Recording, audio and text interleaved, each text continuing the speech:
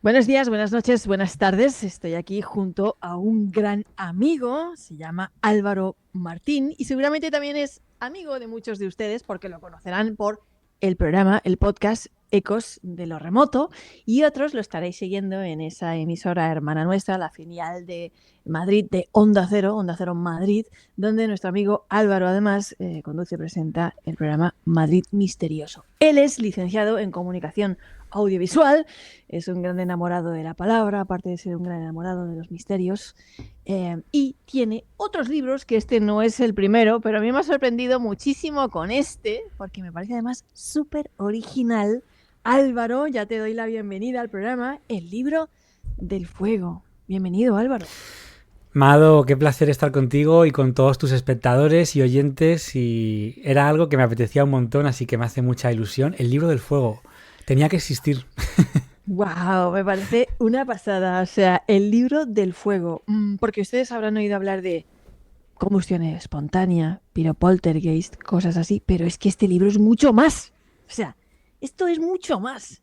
Esto es ver el fuego y los fenómenos asociados pues a la ignición y a todo lo que es pues toda la casiústica y los misterios relacionados con el fuego desde otras múltiples dimensiones, no solamente la que ustedes están pensando de, no, y de repente esto entró en combustión espontánea. No, no, aquí empezamos del fuego desde la base. Pues sí, y además que también hablo de la combustión espontánea y cuando quieras lo hablamos, pero que empezamos por el fuego desde sus orígenes, desde la base totalmente, porque es un elemento de los cuatro elementos, pues agua, tierra, aire y fuego, Ujú. pues es el elemento que hemos podido domesticar y que podemos crearlo a nuestro antojo. Tú puedes, bueno, yo no soy muy hábil con eso, pero alguien medianamente hábil puede coger un par de piedras de sílex, puede soltar una chispa encima de un montoncito de paja y ahí se prenderá. Y podemos crear, como si fuera un acto mágico, crear un fuego que nos va a traer luz, que nos va a traer calor, que nos va a traer cocina, o sea, alimentos cocinados, y nos va a Ujú. traer incluso una defensa contra depredadores, y eso que ahora a lo mejor en nuestra casita cada uno no lo valora mucho. Imagínate, pues hace 1 millón de años, hace 1 millón y medio, que es cuando descubrimos los yacimientos arqueológicos, descubrimos y domesticamos el fuego, que anteriormente lo veíamos como una cosa que caía del cielo en forma de rayos y que daba miedo porque quemaba. Y en un momento dado hubo algún valiente, homínido, seguramente pues un antepasado nuestro que dijo, voy a ver qué pasa si yo le acerco una rama a esto.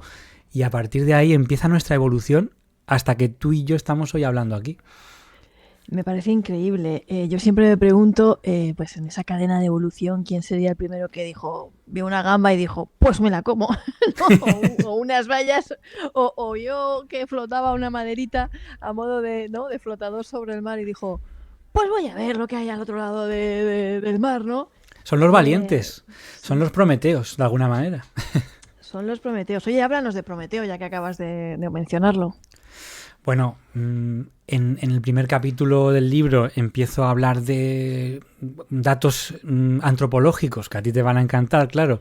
Hablo de Fraser, como no, el de la rama dorada, y de sus estudios sobre el origen del fuego alrededor del mundo, en cuanto a leyendas, en cuanto a folclore, y de cómo hemos creado historias que tienen que ver con animales, que tienen que ver con héroes, que consiguieron robarle el fuego a los dioses, a otros animales, y son epopeyas de algo que nos ha influido tantísimo como es descubrir el fuego, y en esas epopeyas no podía faltar de ninguna manera la más famosa, que no por famosa podemos dejar de prestarle atención, que es la del titán Prometeo. Esta leyenda, este mito, nos habla sobre cómo un héroe, pues un titán, eh, descubrió de alguna manera que los seres humanos, los primeros seres humanos, éramos pues los animales, porque no dejamos de ser animales, los animales menos afortunados, porque había animales que volaban, había animales que tenían garras, había animales que, bueno, que se podían defender, etcétera, que tenían venenos y demás, y nosotros pues parecíamos bastante simples a priori. Entonces decidió hacer una cosa que estaba prohibida, un fuego que había ahí en el Olimpo, un fuego que custodiaban los dioses, lo cogió lo tomó en una antorcha hecha con una rama de hinojo y lo obsequió a la humanidad. Ese fuego que no solo representa el fuego en sí, sino que representa el intelecto, la capacidad de inventar, etcétera, etcétera. Y eso es porque se sintió pena por nosotros. Bueno, pues esto, lógicamente, como es una transgresión, fue castigado. Y en ese castigo, pues Zeus lo condena a estar encadenado a una roca y que todos los días un águila viniera a comerle las entrañas.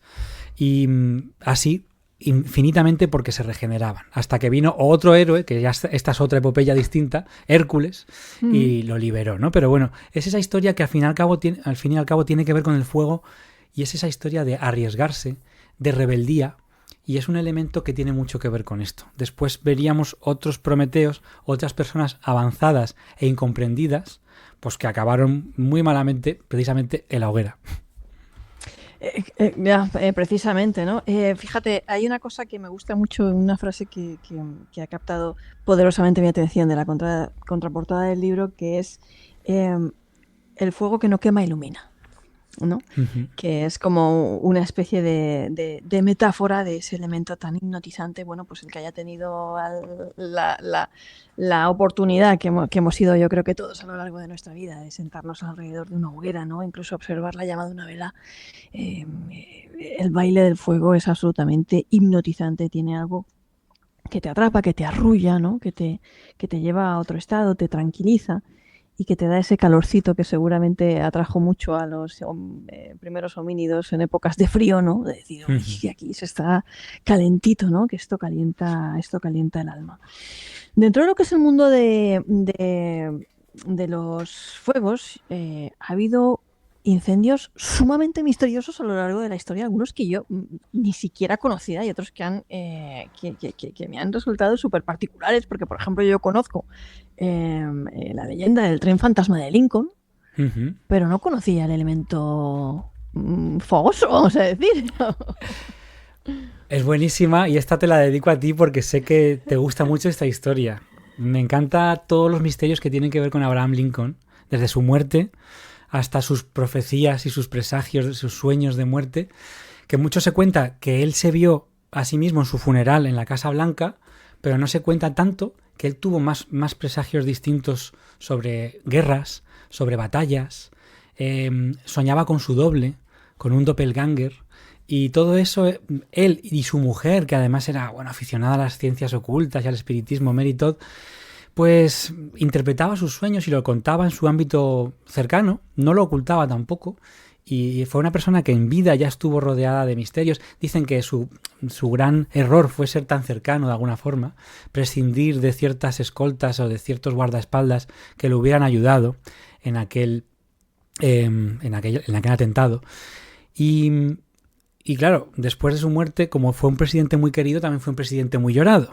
Y como bien sabes, y en el libro lo cuento más detalladamente, en ese peregrinaje que hicieron sus restos mortales y los de su hijo en el tren funerario, que era un pedazo de tren que lo llamaban el Air Force One de su época. O sea, como si fuera como el avión presidencial, pero no existía en aquel momento, pero como un tren de todo tipo de lujos, ¿no?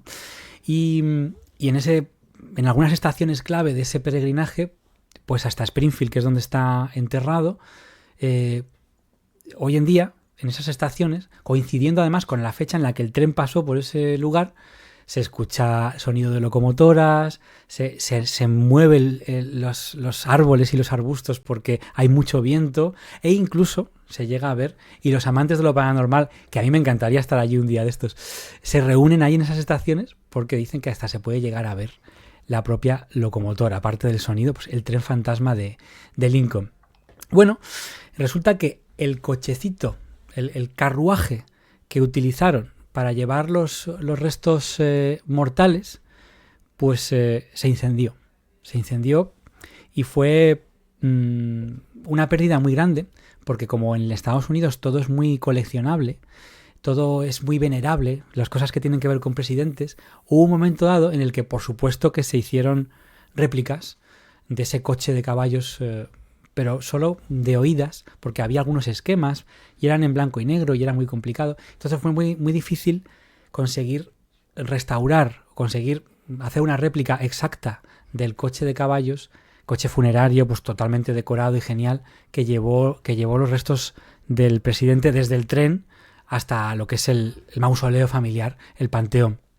Entonces, ese tren, como digo, pues estando en una estación, en un pequeño almacén, perdón, de la ciudad de Columbia, ese pequeño almacén, sin venir a cuento y sin ninguna fuente que lo explicara, digamos, es decir, se quemó hasta los cimientos y fue un incendio que podríamos considerar hoy en día espontáneo, en el sentido de que no se encontró la causa, no se vio por qué. Además fue un incendio voraz que quemó hasta los cimientos, como digo, todo el almacén y con ello el coche funerario del presidente.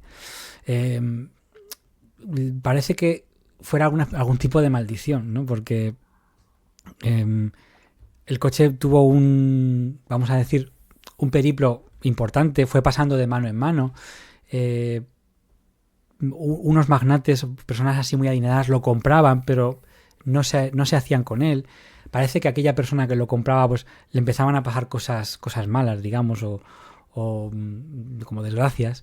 Y al final... Claro, es que estaba como maldito el coche de Lincoln. La tartana de Lincoln. Fuego y maldiciones están muy unidas y como os digo, parece que su destino, digamos que... Porque ya hubo amagos de incendio, pero ya el que lo destruyó, pues lo acabó con él en 1911 y fue, como digo, algo muy llorado, porque o sea, era algo... que hubo amagos de incendio, sí. ¿Quieres decir que en repetidas ocasiones estuvo a punto de arder en el fuego? Sí, es que además pasaba por distintos lugares y se empezaban a provocar este tipo de incendios. Desde luego no eran atentados porque, bueno, en la ciudad donde estaba depositado, que se sepa, no había ningún tipo de gran oposición a Lincoln, que es verdad que es un presidente que fue polémico y que no todo el mundo estuvo contento con él, pero sí una gran mayoría social, digamos, obviamente más del norte que del sur, por así decirlo. Uh-huh. Pero, como digo, fue una tragedia porque al perderse, un equipo de bomberos de la época llegó al lugar, no pudo hacer nada. Pues se perdió la manera de, que luego hoy en día con otras técnicas se ha conseguido, pero de momento se perdió la manera de conseguir la réplica exacta con los colores que tenía aquel coche. Entonces, bueno, pues es una curiosidad que tiene que ver con el fuego, en el sentido de ese coche de mortuorio que parece que se hubiera quemado solo. ¿Cuál es el incendio más misterioso? O sea, el que tú digas, no, es que esto aquí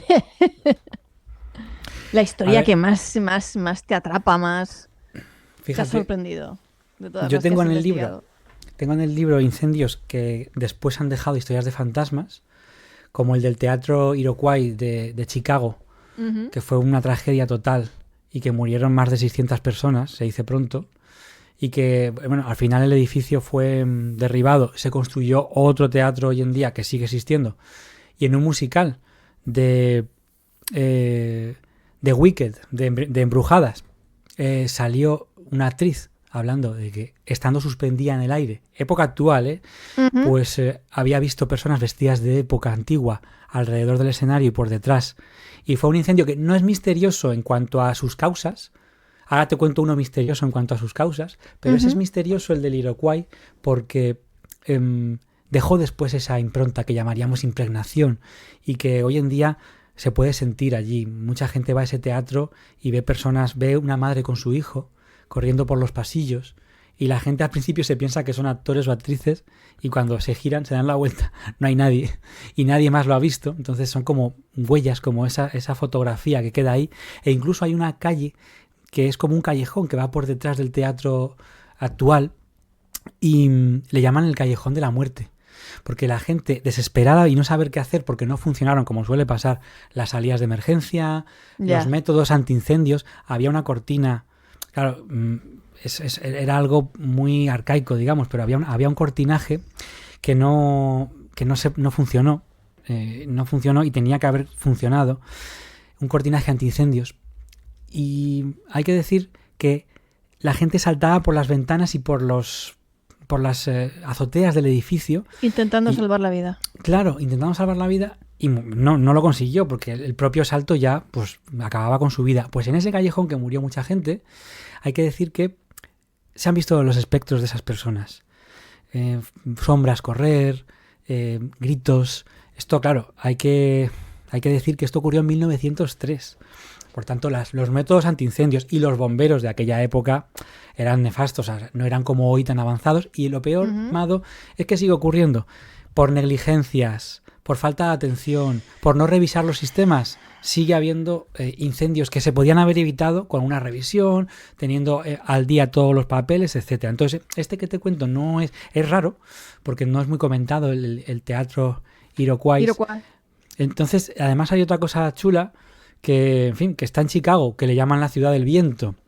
Y curioso, sí, porque Chicago tiene unos vientos algo, claro, algunos dirían sobrenaturales, ¿no? Pero no, son unos vientos particulares los de Chicago. Y pues los vientos... bastante incendiaria. Exacto, ha habido muchos incendios en Chicago, sí. Y los vientos terribles que hay en Chicago, pues dificultaron todavía más este incendio y, como digo, la gente, como ocurre, y sin irme tan lejos, yo documento algunos casos de Madrid, y en Madrid hay un incendio muy famoso que es el de la discoteca Alcalá 20.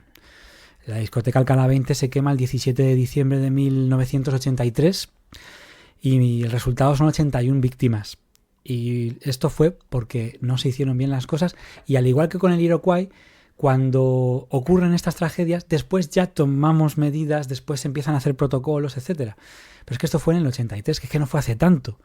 Bueno, pues igual, una chispa en un equipo de música que saltó a unas cortinas y a un decorado, así como imitando una cueva que era como de cartón piedra, se incendió muy rápido, un humo negro que lo cubría todo, y aquí pasa, esto es algo común en casi todos los incendios, y es cómo reacciona el ser humano.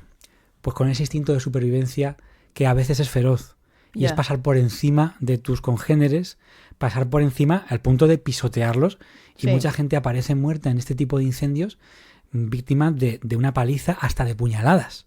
Sí. Por no hablar de los que aparecen, pues obviamente quemados, que debe ser una muerte terrible. Pero un incendio que a mí me gusta mucho, bueno, me gusta, y es muy polémico, precisamente de Madrid, es el del edificio Windsor. ¿Tú te acuerdas del incendio del Windsor? Sí, sí. Bueno, no fue hace tanto, pero claro, esto fue en el 2005. Sonadísimo. Si no recuerdo mal. Sí, el 12 de febrero de 2005. Y yo en el libro es uno de los puntos sobre los cuales más notas al pie he puesto, porque es un incendio muy polémico. Ese edificio, para el que no lo sepa, era un rascacielos en Madrid que atesoraba oficinas del Ministerio de Interior y de una consultora muy importante internacional que se llama Deloitte, y ese edificio se quema, gracias a Dios, sin víctimas. Era la medianoche del 12 de febrero de 2005, zona pulmón financiero de Madrid, una zona importante, muchas oficinas, grandes comercios, grandes hoteles, una zona potente de Madrid.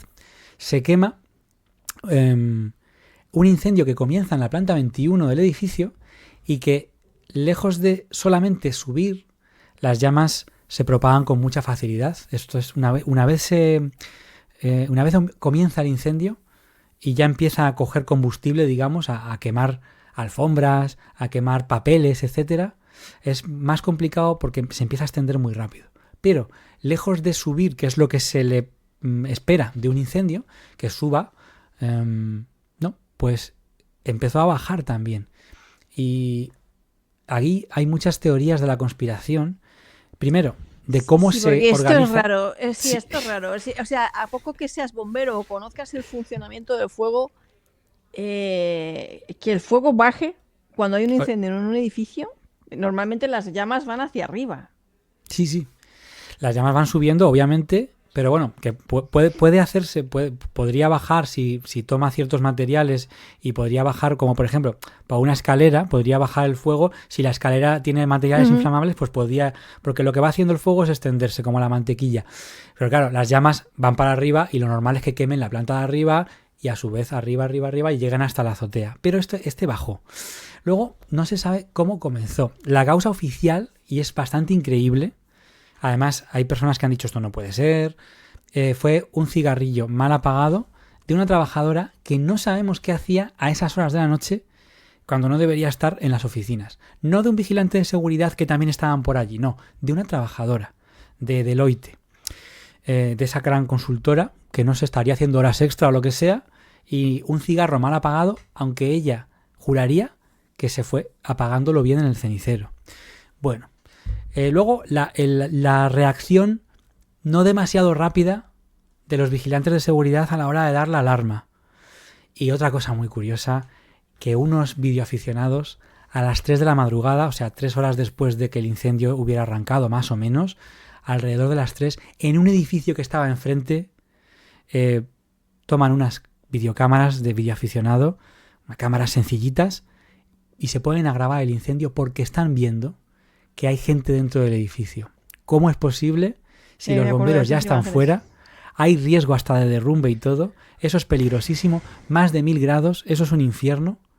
¿Cómo es posible que haya gente? Y a esto se le ha llamado, Amado, los fantasmas del Windsor. Unas figuras que se ve claramente, aunque también se puso en duda este tema, se dijo, no, esto es un reflejo de otro edificio. Es que yo creo que ni con trajes de protección contra el fuego podrías estar aguantando esa temperatura. O sea, claro. O sea, yo recuerdo esas imágenes, las proyectaremos si no hay ningún conflicto con el tema de derechos de autor, pero es que es una cosa, porque realmente sí se ven dentro del edificio. Están dentro y además eso es como si estuvieras en un horno crematorio, o sea, total. O sea, no. Pero claro, primera pregunta, ¿quiénes son? ¿Para qué están ahí jugándose la vida? No son bomberos, se sabe que por los horarios no son bomberos. ¿Quiénes son? ¿Y qué están haciendo? Porque saben dónde van y qué hacen. No están perdidos. Van a algo, parece que toman algo, llevan linternas, o sea, se puede ver con detalle, son 2 sombras, pero se puede ver cierto detalle. Y claro, algo muy importante tenía que estar haciendo para jugarse la vida. Aquí, por supuesto, yo pongo todo lo que cuento en el libro, en general, pero aquí más porque es un tema muy delicado, pongo la nota de esto de dónde viene, del mundo, del país, del ABC, de lo que sea, porque hay muchas informaciones contradictorias. Aquí en esta ecuación aparece hasta un personaje también muy misterioso, el comisario Villarejo. Esto ya es para rizar el rizo todavía más, porque se habla de 2 cosas. O interesaba que se quemaran ciertos documentos, o al revés, estas sombras serían los llamados recuperadores. Agentes secretos, vete tú a saber qué, que han entrado allí con trajes de última generación, antifuegos y demás ignífugos, para sacar algo que no se podía quemar ni de broma.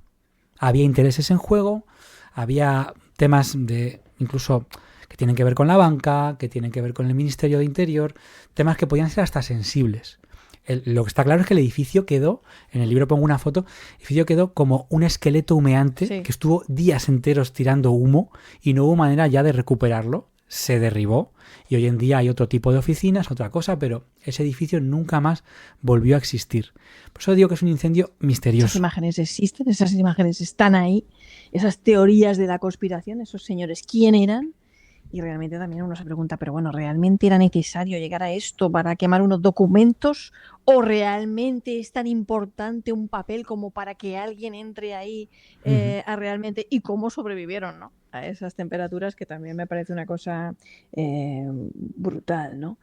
Uno de los temas que a mí más me ha apasionado a lo largo del tema de los poltergeist son los piropoltergeist.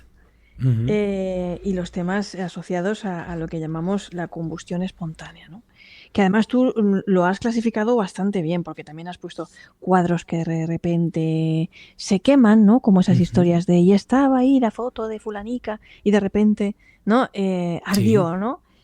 O otros objetos relacionados, yo creo que un poquito más con el fenómeno poltergeist, que a mí me gusta llamarlos piropoltergeist, que de repente, bueno, hacen que casas, que lugares, aldeas enteras entren en esta plaga infecciosa de los fuegos que se van propagando por ahí y lo van quemando todo a su paso. Sí. Además, para mí era un concepto bastante novedoso. No había... en inglés es Firebug Poltergeist. Y suelo tirar a veces de literatura anglosajona y me di cuenta de que había una casuística muy concreta que tenía que ver con el fuego. Algunos casos están mejor documentados y otros son más que te tienes que fiar de una sola fuente. Ujú. Como es, por ejemplo, el caso de la polémica, pero que a mí me encanta, Nina Kulagina. Esta soviética que fue supuestamente no, fue analizada en el laboratorio. Ujú. Las conclusiones son que podría tener verdaderos poderes psíquicos, por llamarlo de alguna forma, y bueno, realizó proezas como pararle el corazón a una rana y Eso me bueno, parece bestial. eso es bestial, personaje en el que se inspiran, entre otros muchos, para crear el personaje de Eleven, de 11, de Stranger Things. Bueno, pues esta mujer, uno de los experimentos que hacen con ella es ver hasta qué punto puede generar calor. Bueno, pues se llega a ver, de hecho esto lo dice Gennady Sergeyev, pues que, ¿no? Que vio que sus ropas empezaban a arder de la nada. Y a mí esto me interesaba mucho. ¿Cómo es posible, si esto es así? Se habla de otros, como Daniel Douglas Home, otro Ajá. medium muy polémico también, pero que Sí, este también era fue bastante... famosete también en su Sí. época. Yo en el libro cuento cómo utilizaba los pies, hasta ahí puedo contar, porque en esas mesas parlantes donde todo podía pasar, él era muy habilidoso con los deditos de Sí. los pies. Pero también se dice que este hombre era capaz de tomar en sus manos carbones encendidos sin ningún tipo de problema. No es que retirara las manos, las tomaba. Y esto es otra cosa muy interesante que si quieres después hablamos, y es cómo Ajá. la gente puede soportar el fuego y qué mecanismos operan ahí, porque puede ser muy interesante. Para Pero no como digo, quemarse. claro, para no quemarse, pero es que ni inmutarse. Pero es que luego le daba el carboncillo a otra persona y esa persona se quemaba. Y además él, ya por chulo, este Daniel Douglas Home tomaba el carboncito en la mano y lo cogía así entre las dos manos, soplaba el interior de la mano y veían cómo salía llamas, claro, salía fuego del interior de la mano, Ujú. porque era un carbón al rojo. Y nada, ni se enteraba. Al mirarle las manos, las tenía perfectas, sin callosidades, sin quemazones y sin ningún tipo de producto que podía ser una cera, algo parecido, Ajá, para que le protegerse. ayudara. Claro, para que le ayudara. Entonces, volviendo a esta Nina, pues decía que esta mujer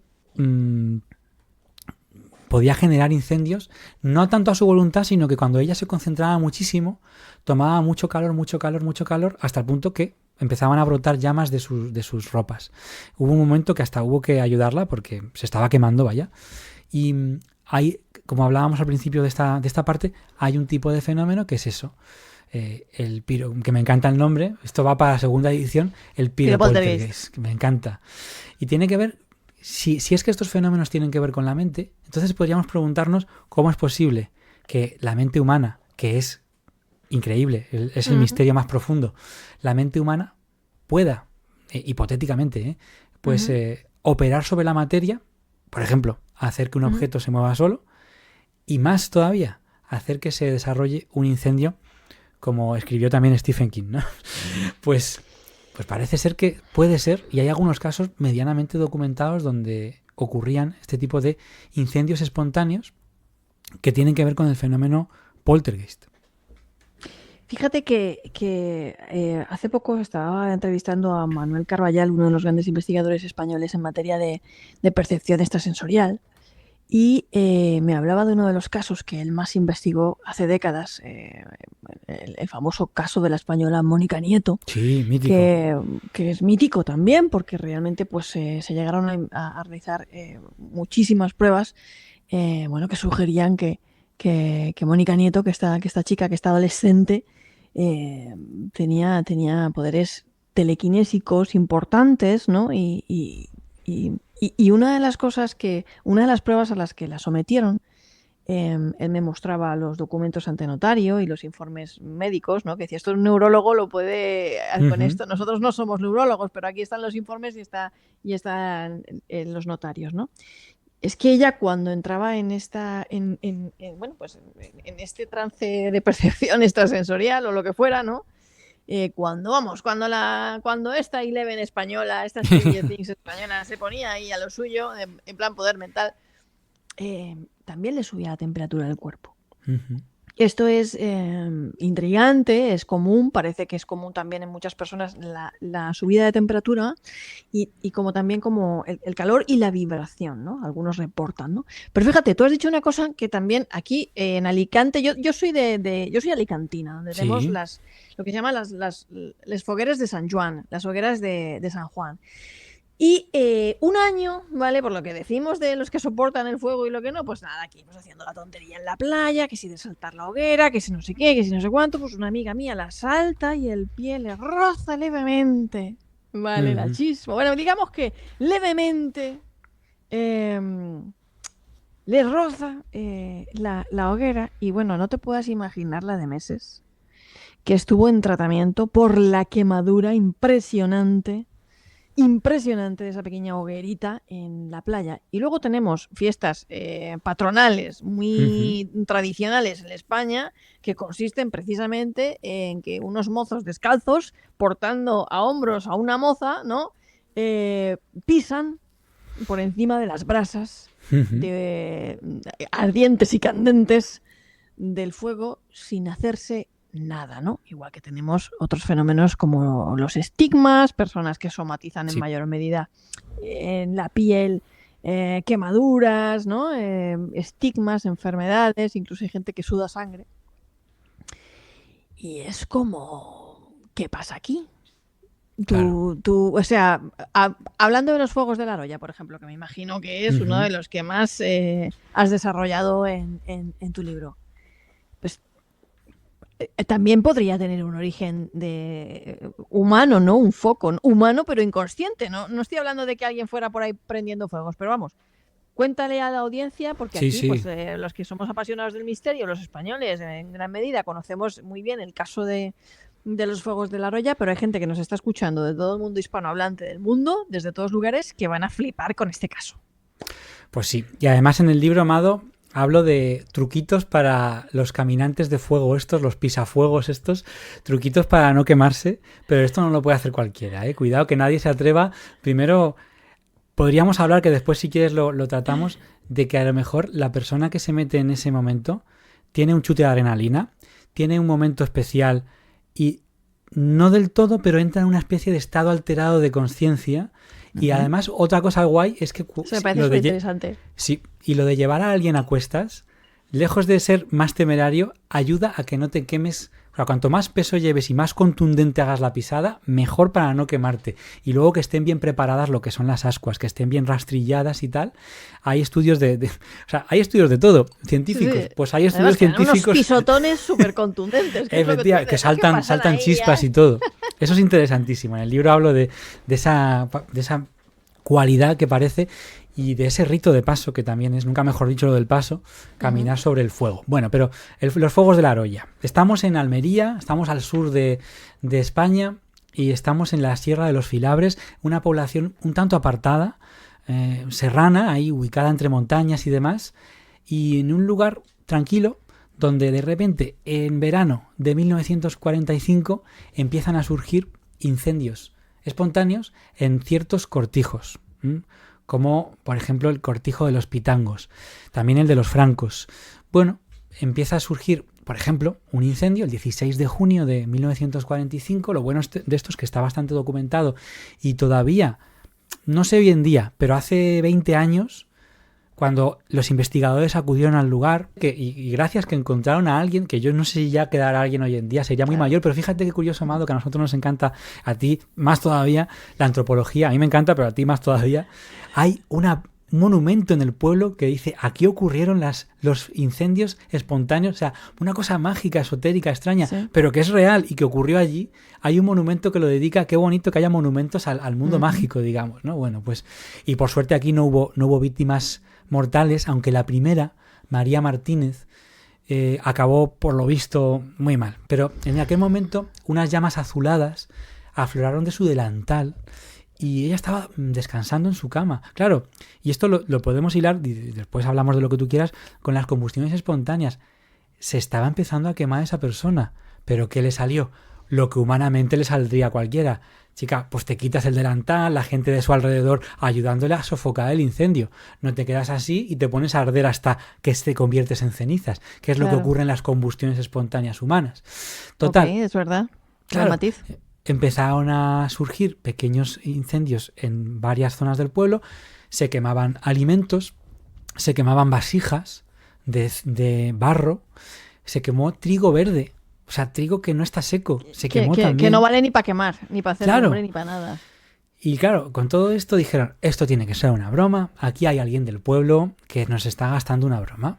Así que llamaron a una patrulla de la Guardia Civil que acudió al lugar y se hicieron vigilias nocturnas para ver dónde estaban los bromistas. Nunca se encontró ningún ni sospechoso de broma, pero es que a uno de los guardias civiles se le quema la chaquetilla. como diciendo, ¿Cierto? para que tú también seas testigo de que esto ocurre. Bien, se llamaba Teniente Antonio Arribas. Bien, pues siguen ocurriendo los incendios, fue cuestión de un par de meses. Luego ya nunca más ocurrió, lo cual también es misterioso. Pero Que en ahí ese se impasse, personó hasta el tato, que la gente lo sepa. Eso. Expertos científicos, investigadores, jueces, policías, o sea, Exacto. hasta el tato, aparte de todos los medios de comunicación. El CSIC, el Instituto Geominero, todo científico que le gustaban. Claro, el científico tiene que arriesgarse a investigar cosas que son misteriosas y ver de dónde viene ese misterio. Y muchas veces la ciencia acaba descubriendo una solución y eso está genial. Lo que hoy llamamos misterio, pues en un futuro se resolverá o no, ya veremos. Pero es que es una agresión, o sea, son bienes materiales. Quiero decir, Claro. incluso una persona, o sea, es forense y tiene que haber una investigación, o sea, Pues en ¿te el parezca CSIC, más creíble o no? que por cierto, Amado, también fueron testigos de incendios. O sea, a uno de los científicos se le incendia el maletín. O sea, que esto es tremendo porque el propio científico pensaría, esto se escapa a mis conocimientos. Claro. Y se fue para Madrid o para donde fueran, como se dice aquí, con el rabo entre las piernas, diciendo, yo no sé, pero sí que dijeron, podemos descartar que sean actividad geológica, no, actividad volcánica, no, emanaciones de gases inflamables, tampoco, fenómenos eléctricos, radiaciones solares, nada. Entonces, la única... Incluso se llegó a especular con materiales pirolíticos. Sí. Y tampoco. Claro. No. Y se dijo, como una cosa muy vaga, por no decir esto es un misterio, se dijo, hay algo que tiene que haber en el ambiente y que sea inflamable. Nos vamos, adiós. Y se fueron. Hasta luego, Lucas. Y ya está. Luego eso también, hay otro capítulo interesantísimo, que no lo incluyo tanto en el libro porque me interesaban los incendios, pero es que esos mismos días, y no sé si también días posteriores, hubo actividad ufológica en el lugar. Es cierto. Se vieron extrañas luminarias, incluso se vio un ser misteriosísimo que le llamaban el Niño, pero que hoy diríamos el Gris. O sea, era una especie de ser extraño, cabezón, muy pálido, ojos grandes, que posiblemente también se hablaba de leyendas de maldiciones, leyendas de moros y cristianos, este tipo de cosas antiguas también en la península, leyendas de maldiciones de tesoros ocultos y demás, pero vamos... Nunca se supo por qué pasó y lo más importante, que menos mal, porque solo ocurrió 2 meses y nunca más. Bueno, mira, 2 cosas aquí que has mencionado importantes. Uno, María Martínez, que es la primera niña adolescente que empieza a notar que, bueno, pues que se le prende la ropa, el del camisón, el delantal, ¿no? Y que empieza a sentir el acecho de estos fuegos que la queman, que se lo tiene que quitar de encima. Y 2, duró solo 2 meses.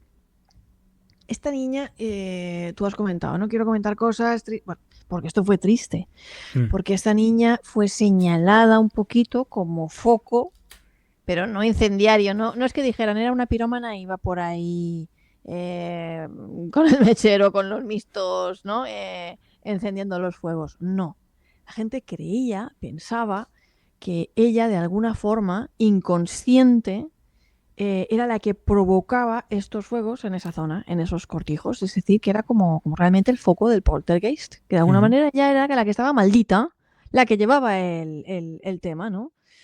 Esto en su familia fue un suceso bastante grave. Era prácticamente una niña, una adolescente. Emocionalmente gestionar algo así es muy duro porque está saliendo en la prensa, porque estás siendo señalada de que tú eres una bruja prácticamente, en una época en la que hay que entender la España franquista, en un pueblo, en una zona muy rural, muy provincial, en la que, bueno, Muy poco desarrollada, que además es que no tenía ni luz eléctrica ese pueblo en Nada, aquel momento. absolutamente nada. Imagínense usted el panorama de esta niña en ese lugar, ¿no? Pues como ha avanzado Álvaro, no acabó bien. Y la historia tuvo un desenlace bastante triste, ustedes se lo pueden imaginar, no queremos aquí saltar las alarmas, pero bueno, pues acabó pues, autoeliminándose, que dirían en TikTok hoy en día, ¿no? Exacto. Con el pasar del tiempo. Fijaros si eso fue traumático para esta familia, también para su hermano, en general para la familia, pero sobre todo para esta niña. Fijaros si esto fue traumático, realmente traumático para esa niña en la que se señaló o estigmatizó, porque esto puede llegar a ser peligroso en la investigación, ¿no? Porque siempre se busca un foco, pero a veces ese foco, pues sin querer lo estás estigmatizando, porque no es un foco consciente, es inconsciente. Y luego tú has dicho, de la misma manera que empezó, a los 2 meses, desapareció este fenómeno y no volvió y nunca ha vuelto a pasar nada similar en La Roya, en esa zona de España. Pero es que fíjate, la mayoría de casos poltergeist que hayamos podido investigar, si haces memoria, Álvaro, la casa de Tócame Roque en Valencia, o sea, el poltergeist de Logrosán, muchos, ¿no? Tienen ese componente, que es decir, desaparecen de la misma manera que surgen, es decir, de forma absolutamente espontánea e inexplicable, y duran 1 mes y medio o 2. Eso es muy interesante porque te da mucho que pensar. ¿Por qué? ¿Quién mantiene eso? La pobre María de nada tenía culpa, pero ¿quién mantiene eso, aunque sea de forma inconsciente, si es que tiene que ver con la mente de las personas? Y de tal manera que en un momento dado eso parece disolverse, ¿no? De alguna forma. Lo de la duración nos hace pensar que si era algo natural, es un poco incomprensible, porque si por ejemplo el pueblo estuviera encima de una falla volcánica, yo que sé, algo, pues eso tendría que ser como, y quizá no todos los días, pero periódicamente que pasara. Pero esto que sea de tal día a tal día y aquí se acabó, nos da que tiene que ver con lo humano, quizá con lo mental. No quiero pensar tampoco en gamberros porque tampoco se descubre a ningún gamberro. Pero que es que un guardia civil al que se le está quemando la chaquetilla en ese momento, o sea... Y poca broma en aquella época con la Guardia Civil. Con la Guardia Civil, precisamente, que en aquella época, como tú dices, de dictadura, cualquiera se la jugaba, vamos, ni le tosías a la Guardia Civil. Entonces, no sé, a mí me parece un poco... He visto otros casos de poltergeist que, aparte de otras actividades paranormales, pues de cosas que se mueven, objetos que salen lanzados y tal, también han tenido pues estos fueguecillos, esta combustión espontánea, pero en ningún caso una cosa tan brutal como la que pasó en La Roya. O sea, eso fue... Sí. Mira, brutal. Algo parecido, te lo cuento muy rápido porque sé que a ti y a los oyentes y a los espectadores les gustan los casos. Te cuento un caso que descubrí también documentándome para el libro, que ocurrió en Reino Unido y que se parece bastante al de La Roya, pero no fue tan bestia con tantos focos. Es que en el de La Roya hubo muchos focos, digamos. Focos en cuanto a que muchos incendios espontáneos, no foco en la terminología poltergeist de la palabra. Bueno, pues nos vamos a ir a principios de siglo, 1904, a Lincolnshire, que estamos en Reino Unido, concretamente a Binbrook, donde en una rectoría, junto a una parroquia, pues una mujer empezó. Todo esto empieza cuando a finales de 1904, en diciembre, una mujer encuentra a su hermana moribunda sobre la cama. La hermana presentaba quemaduras de un fuego que no había prendido, no fumaba, no había cerca una estufa, nada parecido, y además la cama tampoco se había quemado, era ella, como si el fuego estuviera en ella. Esta mujer se acaba salvando, pero estaba debatiéndose entre la vida y la muerte, y en paralelo, en otro lugar, en otra casita de ese pueblo de Binbrook, a una maestra de escuela le ocurre algo similar. Estaba haciendo la cama y de repente las llamas empiezan a salir de las sábanas, sin ningún sentido.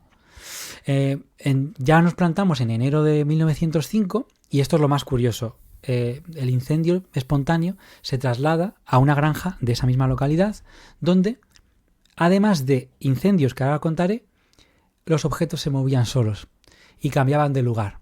Poltergeist de manual, vaya.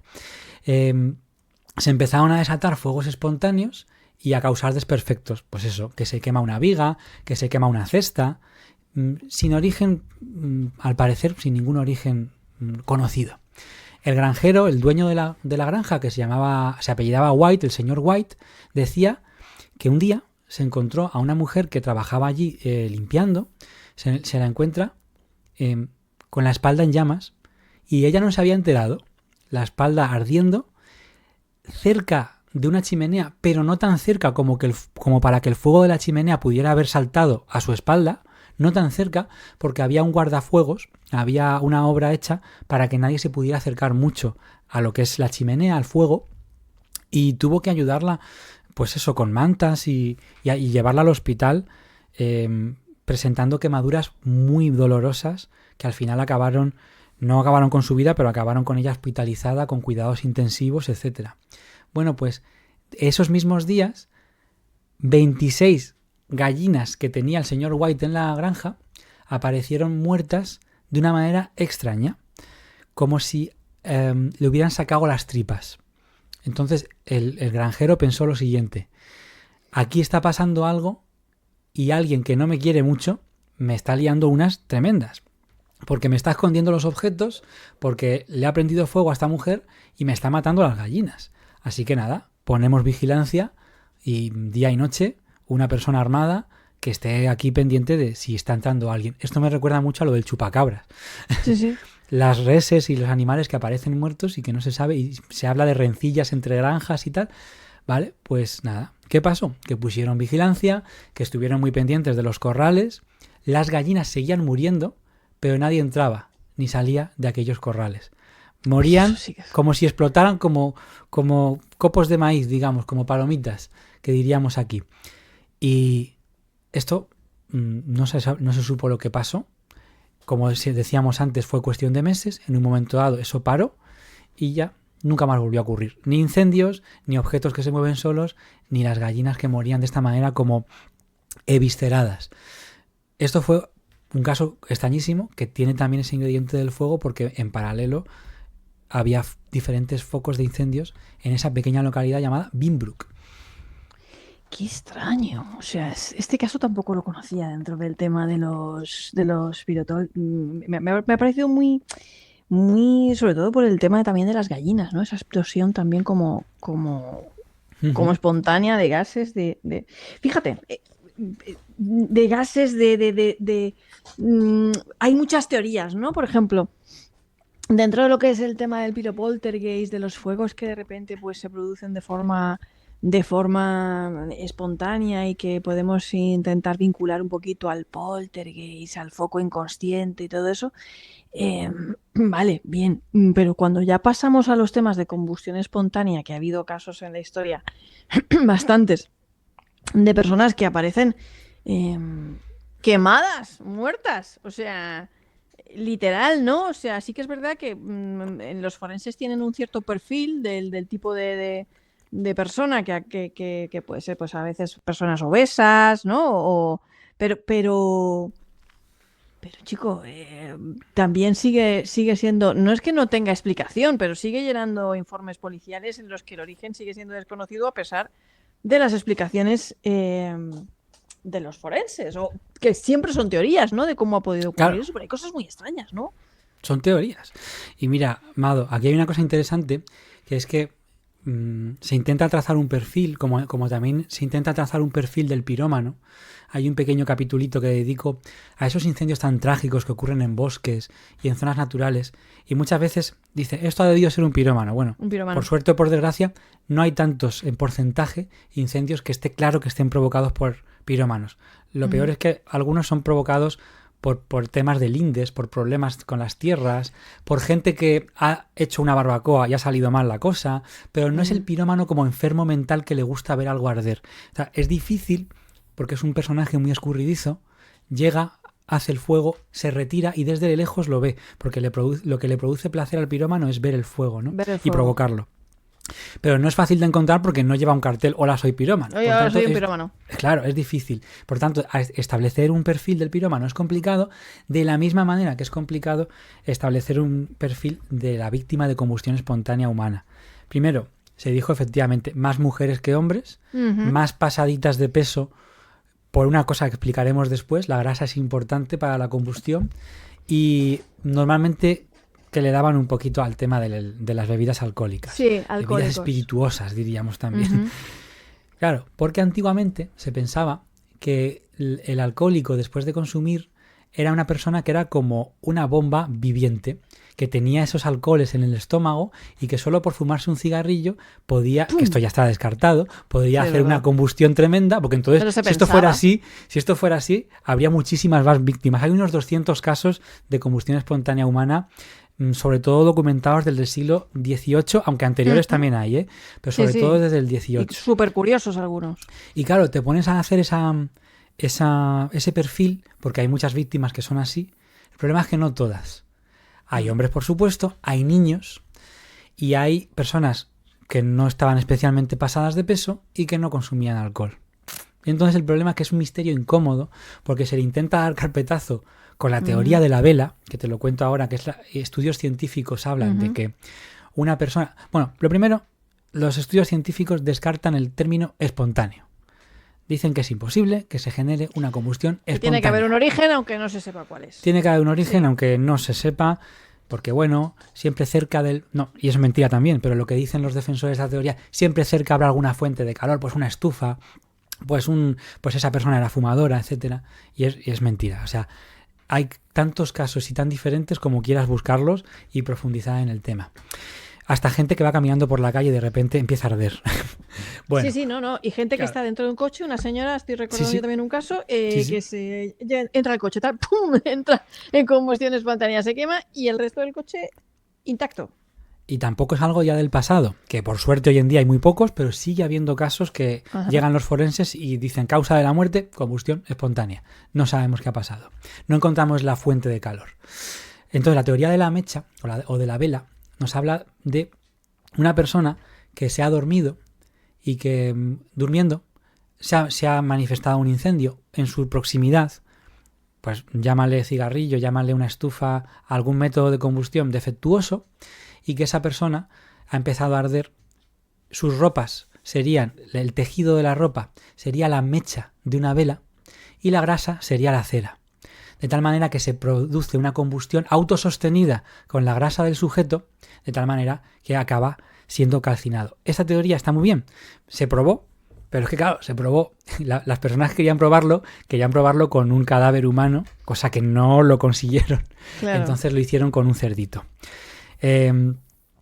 Problema, que para hacer el experimento no recrearon unas condiciones de una casa. Sí que recrearon una habitación, pero lo primero, había un generador que provocaba una corriente de aire para que la combustión tuviera el oxígeno necesario. Uno, dos. Claro, que eso no está en Claro. la mayoría de los casos de combustión espontánea, Claro. ese ventilador ahí esparciendo el calor. Claro, a ese cuerpo del cerdito le pusieron unas mantas encima y lo rociaron con gasolina.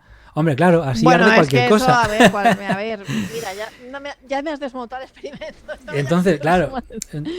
Pero bueno, ha habido hay muchos experimentos científicos muy interesantes y hay uno incluso que esto, además has afirmado que los temas científicos y la ciencia de frontera te encanta, pues hay un hombre que apunta, hay un científico que apunta a la acetona. Resulta que todos generamos acetona. Uh-huh. De hecho, cuando estás haciendo una dieta muy estricta, cuando dejas de comer, que no lo haga nadie esto, solo con prescripción médica, este tipo de dietas locas y ayunos y demás, está muy bien, pero cuando se controla y cuando un médico te lo recomienda.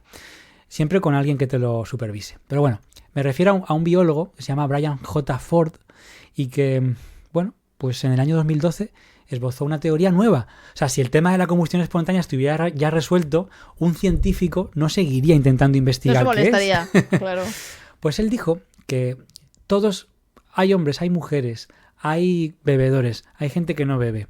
Entre las víctimas son muy variadas, pero que todos tendrían que estar pasando por algún tipo de problema de salud que le hiciera generar unos niveles más altos de acetona. ¿Qué es lo que ocurre?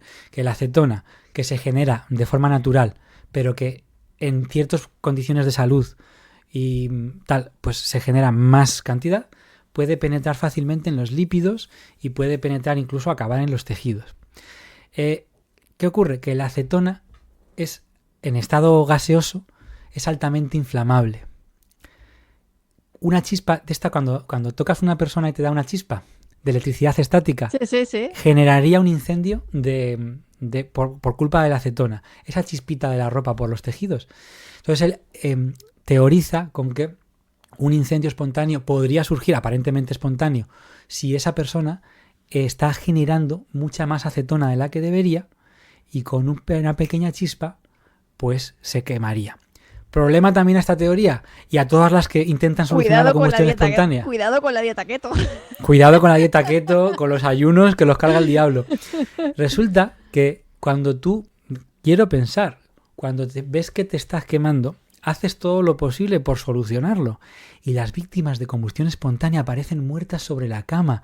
Es verdad. Como si estuvieran plácidamente dormidas, pero son una pila de cenizas. Sentadas en una silla que no se quema y sentadas en una cama que no se quema.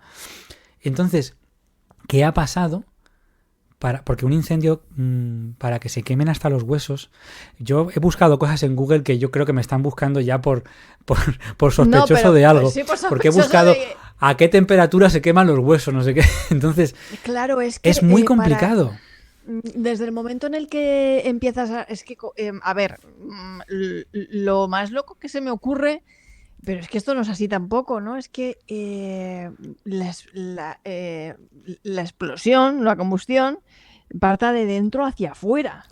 Y ya llegues a un momento, claro, llegues a un momento en el que como partes de dentro ya estás inconsciente.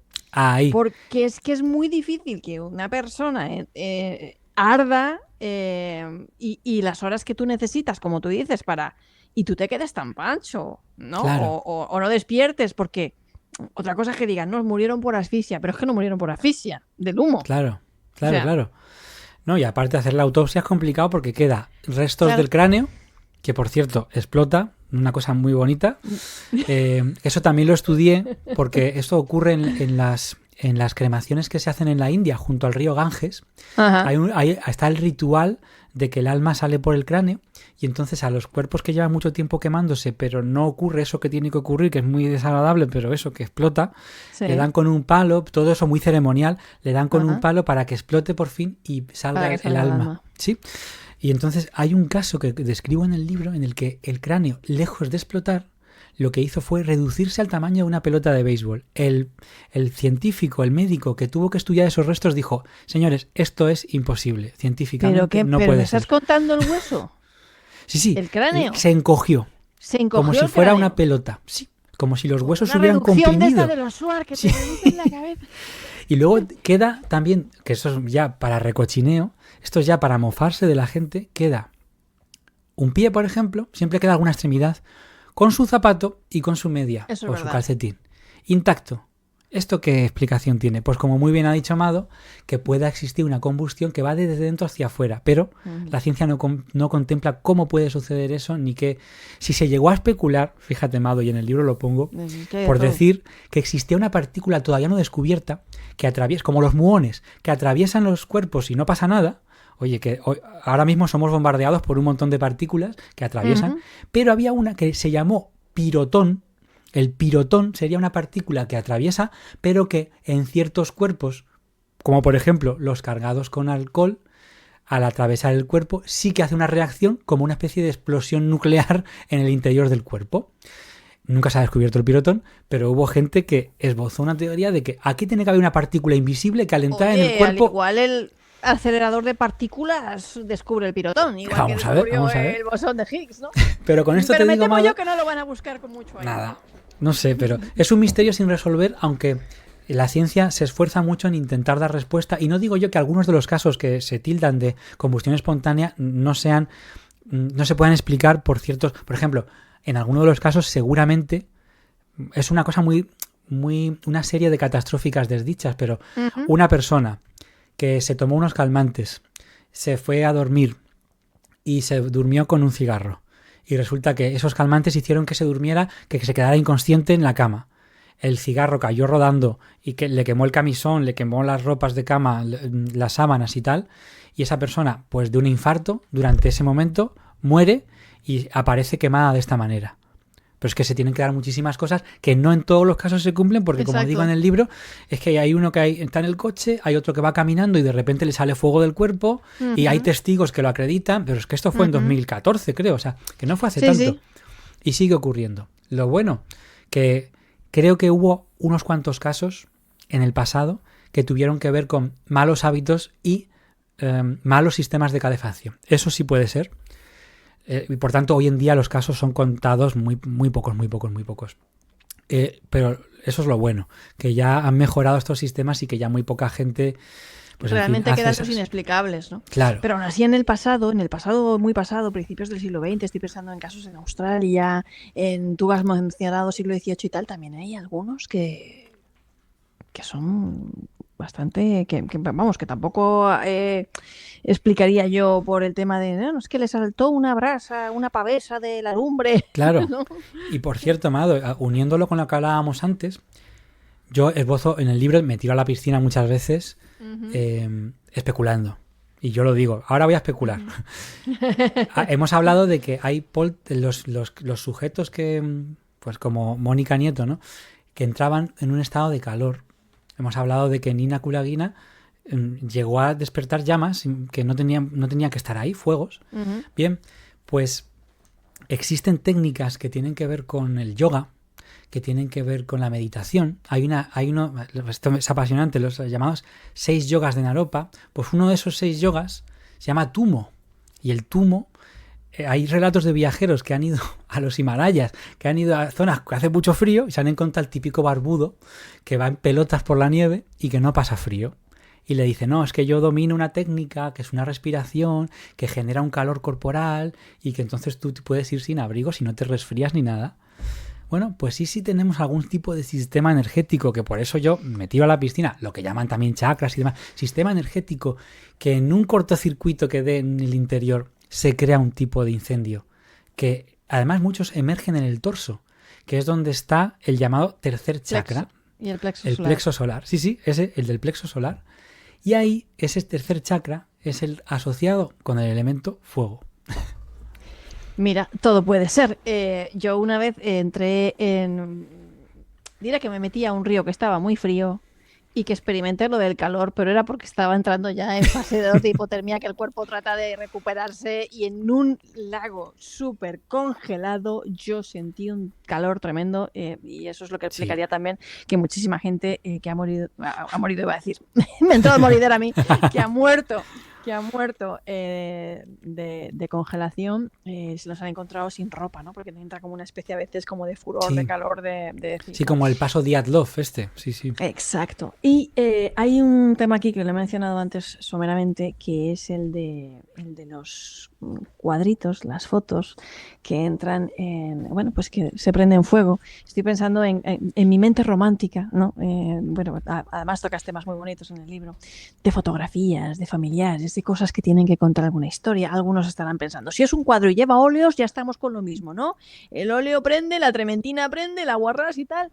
Pero me gustaría que me contaras así como para terminar con buen sabor de boca, el más bonito para ti, ¿no? El que más te conmovió. Porque si te cuento el de los cuadros que arden solos, ese no es bonito, ¿eh? Bueno, pues cuéntame. Mira, el más bruto y luego el más bonito. Vale, para acabar pues ese es muy bruto.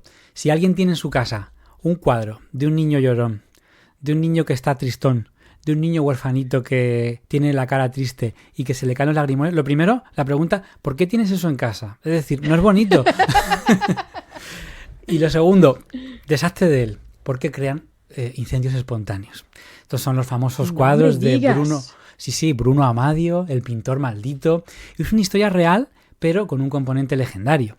Real porque hay documentación al respecto, y legendario porque de este hombre se ha llegado a decir hasta que, como no tuvo éxito como pintor, hizo un pacto con el diablo para triunfar, y claro, los cuadros que pintaba pues estaban malditos. Este hombre italiano, dicen que es real. Este hombre se llama Bruno Amadio, nació a principios del siglo XX en Venecia y tuvo que ir pues de voluntario forzoso a la Segunda Guerra Mundial, tuvo que combatir en Italia y se encontró pues aldeas devastadas donde había niños llorando, que fueron su inspiración para crear esos cuadros de niños tristones que pintó, ni se sabe cuántos, muchísimos. Y por cierto, como se vendieron muy bien, después hubo muchos copistas, hubo muchas copias de los niños llorones. Firmaba sus cuadros con distintos seudónimos, como Giovanni Bragolin, y se cuenta que estos cuadros acabaron triunfando. Este hombre viajó mucho y acabaron triunfando en Reino Unido. Y es cierto, hay muchas casas, la típica casa de los tíos, de la tía, de los abuelos, de los familiares así, pues más veteranos. Pues parece que no hay casa en Reino Unido que no tenga su cuadro del niño llorón. Y nos verá gente hoy que dirá, mi tía, mi tío lo tiene. En el año 85, 1985, el periódico The Sun, bueno, sabemos que son un poco sensacionalistas y demás, pero publica una noticia bajo el titular Maldición de los niños llorones. Y se hace eco, que esto no es mentira, de testimonios de bomberos, como por ejemplo Alan Wilkinson, que decían que muchas casas en las que habían tenido que acudir por un incendio tenían en su interior un cuadro de un niño llorón que, por cierto, nunca se había quemado. Se quemaba la casa, pero el cuadro se quedaba ahí intacto.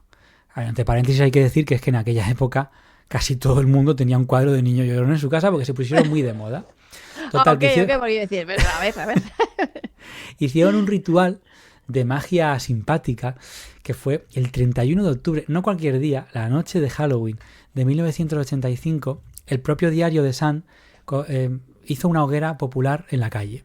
Entonces dijo que todo el mundo que tenga un cuadro de un niño llorón lo traiga, quien quiera, que vamos a hacer una hoguera para exorcizarlos, digamos, para acabar con ellos. Estos británicos, bueno. O sea, me encanta el periódico The Sun. O sea, es que hacen cada cosa. O sea, sí. me parece brutal, pero un ejemplo a seguir también, ¿no? Porque es que realmente cada vez que sucede alguna cosa así como los Black Eyed Kids, que hay plaga, que no sé qué. Ay, me encanta. Es que se vuelcan. Se vuelca el periódico. Y además, oye, que hacen llamamientos de usted ha visto esto y les llegan un montón de testimonios. Bueno, Mado, 2.500 cuadros fueron arrojados a la hoguera esa noche. 2.500. Ya daba igual si estaban malditos o no. La gente llevaba sus cuadros porque pensaba que todos sus males se iban a acabar si llevaban los cuadros de los niños llorones. Entonces, fíjate que esto causó un furor total.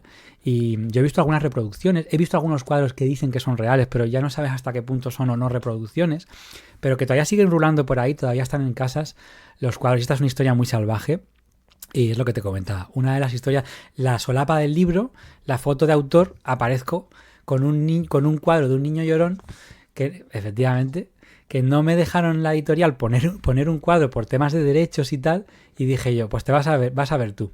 Vamos a poner el cuadro sí o sí. Y ahí estoy con un cuadro supuestamente real, aunque yo no sé hasta qué punto es reproducción o no, un cuadro supuestamente real de un niño llorón. Eso en cuanto al cuadro o el caso más así bestia de... Porque puede haber gente que nos vea y tenga en su casa un cuadro de un niño llorón. Uno de estos, o sea, si alguien lo tiene, por favor que comente y diga, pues no sé, si vive tranquilo o no vive tranquilo por las noches, porque yo me preocuparía más que nada por el que, pues a lo mejor no te quemas, pero a lo mejor el humo del incendio te juega una mala pasada. Dicen, Mado, además, que se fijen muy bien porque dicen que esos cuadros te siguen con la mirada, esos niños llorones, y que ocurren fenómenos poltergeist, como hemos hablado antes, cuando hay un cuadro de esos cerca. Pero bueno, ¿por qué se puso de moda el niño este? O sea, eso digo yo, es terrible. Que no lo entiendo. Además que es triste. Es muy triste. El cuadro no sé. este. Yo creo que eso es cosa de otra generación y por tanto no lo podemos entender, pero es tremendo. Y luego en cuanto a bonito, Mado, yo hablo muchas veces en el libro del fuego como elemento mágico y como elemento espiritual.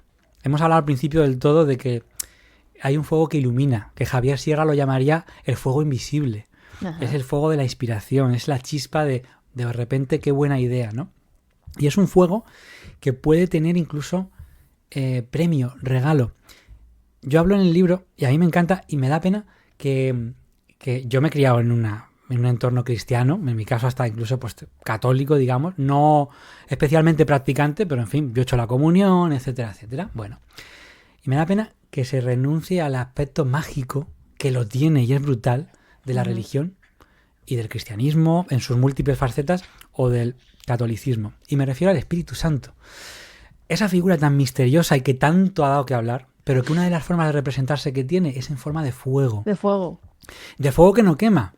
En Pentecostés, en esa fiesta en la que a los apóstoles se le aparece el Espíritu Santo en forma de fuego, repito, que no quema, para darles dones. ¿Y qué dones?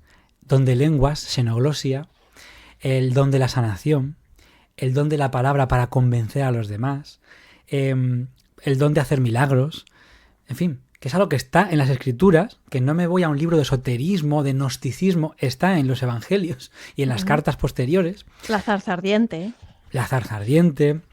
Entonces el fuego también es un elemento que se puede utilizar, incluso en el libro incluyo una mini guía.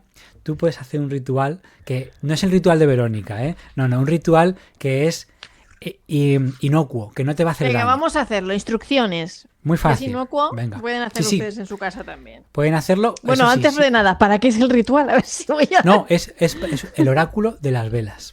Ah, vale. Esto se llamaría, porque todo tiene nombre, velomancia. Entonces, velomancia, oráculo de las velas, ok. Tomas un cirio, tomas una vela. Y esto además, no importa de qué religión seas, que esto no es invocar al demonio ni nada parecido. Bien, por cierto, en el libro hablo del acto de poner una vela. Qué simbólico es encender una vela para conectar con lo sagrado, para conectar con los difuntos. Pero no es el caso. No vamos a hacer invocaciones ni nada parecido. Vamos a tomar, a ser posible, una cerilla, un fósforo. Porque dicen que no es lo mejor encender las velas con un mechero o con algo así. Un fósforo, ponemos la vela y vamos a dejar una distancia prudencial. La vela en un sitio, por favor, lo voy a decir porque que no sea inflamable, vigilarla en todo momento, que hay muchos incendios espontáneos que no lo son una vela que ha sido traicionera. Bien. Okay. Y vamos a pensar una pregunta, a ser posible que sea muy clara, que sea de sí o no. Es buena, para los oráculos es fácil una pregunta que sea de sí o no. Y entonces vamos a encender, pensando en esa pregunta, encendemos el fósforo y encendemos la vela. Mado está buscando una vela por ahí. Tengo una por aquí que es que está como, pero tú tienes de cirio. Y entonces, de cirio. Mira que yo tengo velas, pero es que creo que yo ahora hago una costumbre colombiana el 8 de diciembre, que es la noche de velitas, y pongo un montón de velas y creo que me las he acabado todas. A los que nos gusta el misterio también nos encanta encender velas, porque es un elemento como de conexión con lo inefable, con lo sagrado. Y bueno, pues como digo, el oráculo de las velas es muy sencillo. El sí o el no va a estar en la forma en que se comporte la vela. No vale hacer trampa. Hacer trampa significa que si estás muy cerca de la vela, tu respiración, tu propia voz, etcétera, porque puedes recitar la pregunta en alto o pensarla. Entonces te quedas ahí un ratito y miras cómo se mueve la vela. Una vela que la llama es muy débil o que va haciendo así como se mueve de lado a lado, que va titilando, quiere decir que la respuesta a la pregunta es un no o que no está muy claro.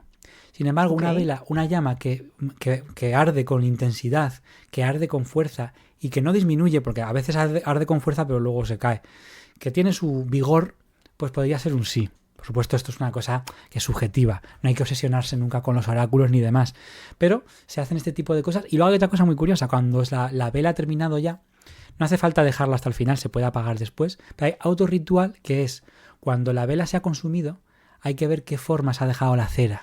De la misma manera que los pozos del té, los pozos del café. Esto me lo han hecho a mí mucho, porque conozco a alguien que es fan de hacer esto. Claro. Y las formas de la vela las interpreta. Eso es, pero eso es muy subjetivo y es casi como el test de Rorschach de los psicólogos. Es saber qué ves tú, porque tú ves una cosa y yo veo otra. Entonces, pues puede ser que aparezca, yo qué sé, una forma estirada que pueda parecer algo así como un cuchillo. No quiere decir muerte, pero puede tener que ver con algo que se acaba radicalmente, un corte, algo que se corta. En fin, las formas ya son muy caprichosas y como os digo siempre, claro, por ejemplo, a mí a los 17 años creo que me lo hicieron, a los 18, no me acuerdo. La primera vez que puse una vela, no me acuerdo si fue por Santa Bárbara o cuándo fue, ¿no? Y la mía era rosita y se derritió en forma de corazón. Esto suena muy ñoño. Pues que vas a encontrar el amor muy próximo. ¿No? No, pero me dijeron, nunca te va a faltar el amor en tu vida. Qué entonces bonito. Es un poco así como, ¿no? Como la interpretación que te dan y tal. Claro.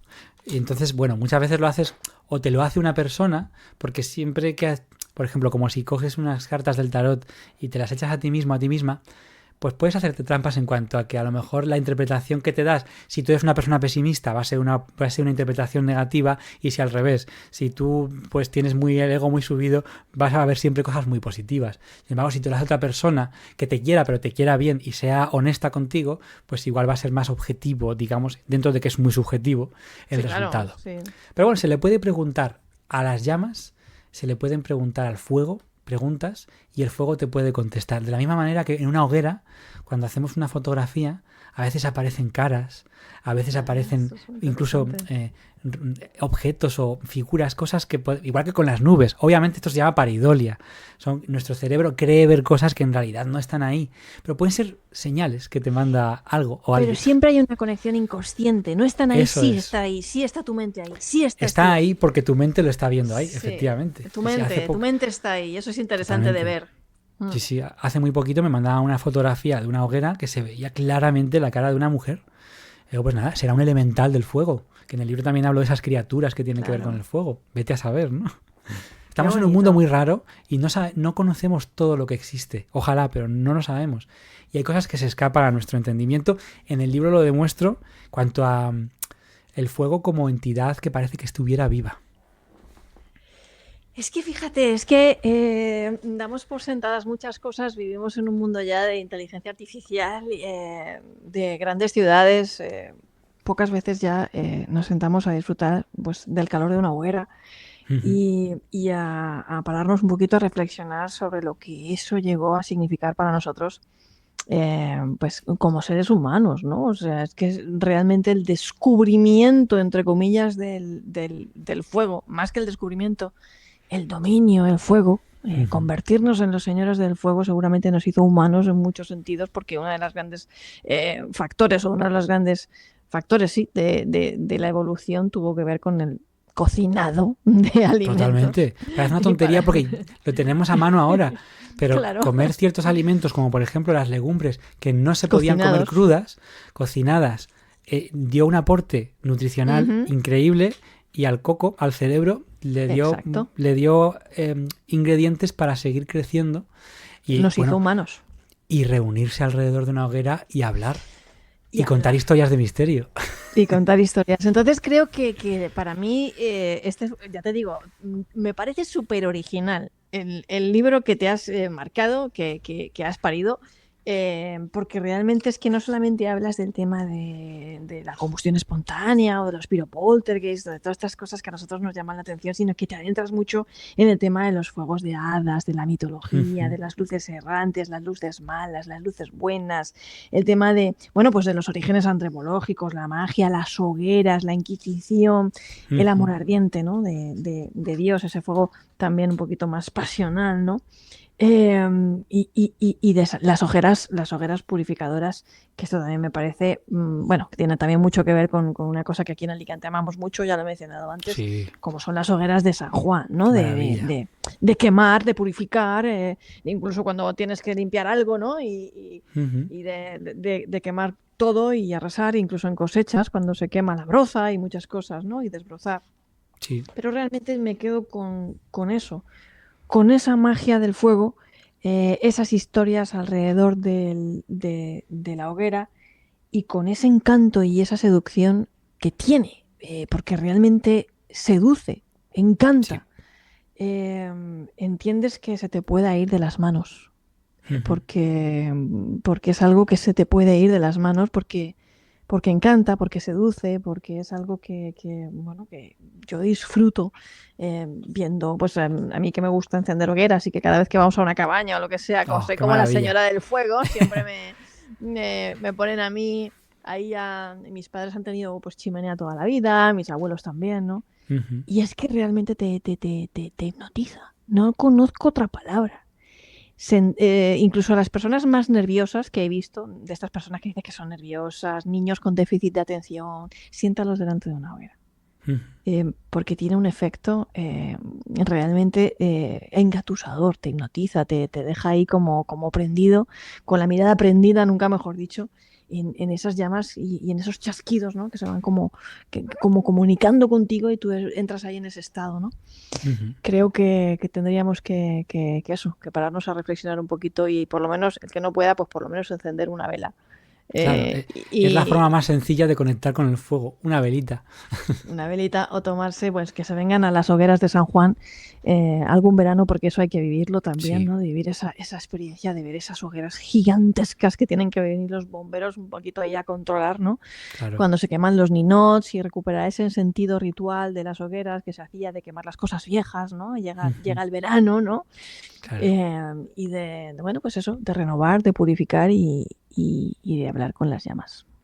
Es que cuando vemos el fuego, Amado, nos hipnotiza porque yo creo que nos está llevando como una máquina del tiempo a tiempos ancestrales donde Ujú, hacíamos lo mismo, sentarnos delante de un fuego y maravillarnos con ese crepitar, con esas llamas, y nos lleva a algo que es ancestral, que es atávico, nos ujú. conecta con nuestros orígenes y nos deja ahí, que parece que nos van a hablar, parece que nos, yo qué sé, es muy reconfortante, lo asociamos con el hogar, con la seguridad, lo asociamos con la sociedad, El con la calor. comunidad.